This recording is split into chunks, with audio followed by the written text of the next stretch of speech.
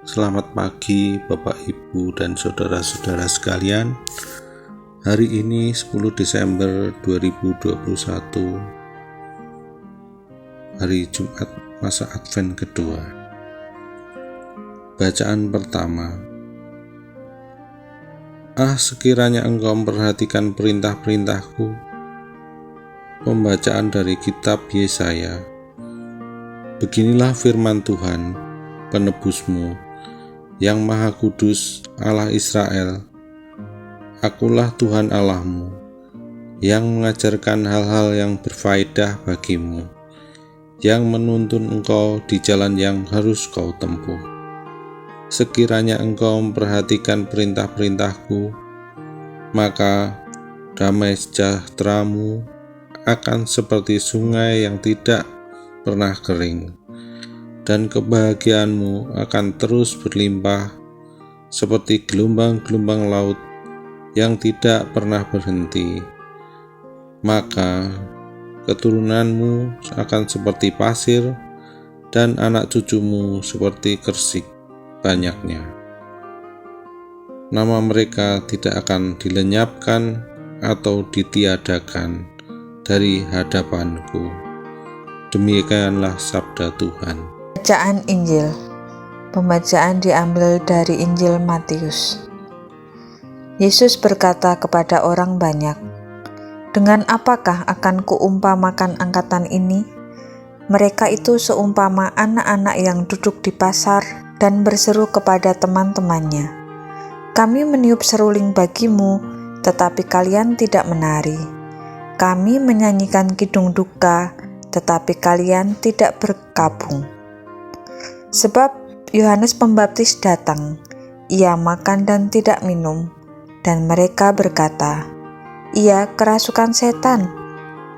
Kemudian Anak Manusia datang, ia makan dan minum, dan mereka berkata, 'Lihatlah, seorang pelahap dan peminum, sahabat pemungut cukai dan orang-orang berdosa.' Tetapi hikmat Allah dibenarkan oleh perbuatannya." Demikianlah Injil Tuhan. Renungan diambil dari Ziarah Batin. Yesus mengecam orang-orang pada zamannya. Apa sebenarnya yang dikecam Yesus? Yesus menyebut angkatan itu sebagai anak-anak untuk menunjukkan ketidakdewasaan mereka. Mereka stagnan pada tahap ketika anak-anak memakai diri mereka sendiri sebagai tolok ukur yang menentukan tindakan orang lain. Contohnya, jika mereka meniup seruling, maka orang lain haruslah menari, tidak peduli keadaan mereka.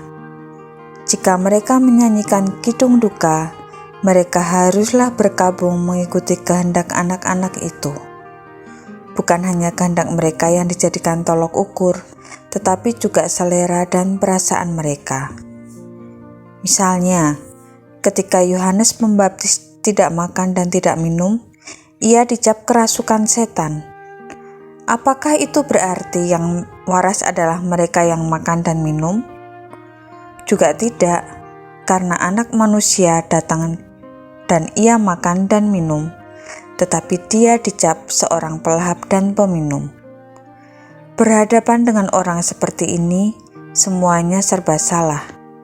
Yang benar hanyalah mereka atau selera mereka sendiri, sehingga akan sulit diikuti oleh orang lain.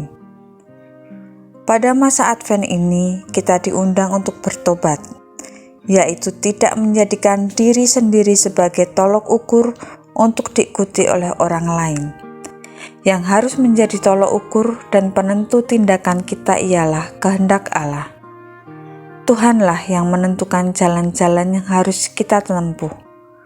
Melalui perintah-perintahnya, Dia menentukan tindakan kita. Buah dari mengikuti kehendak Allah ialah damai sejahtera dan kebahagiaan. Marilah kita berdoa. Ya Yesus, ubahlah hati kami menjadi rendah hati seperti hati-Mu. Amin.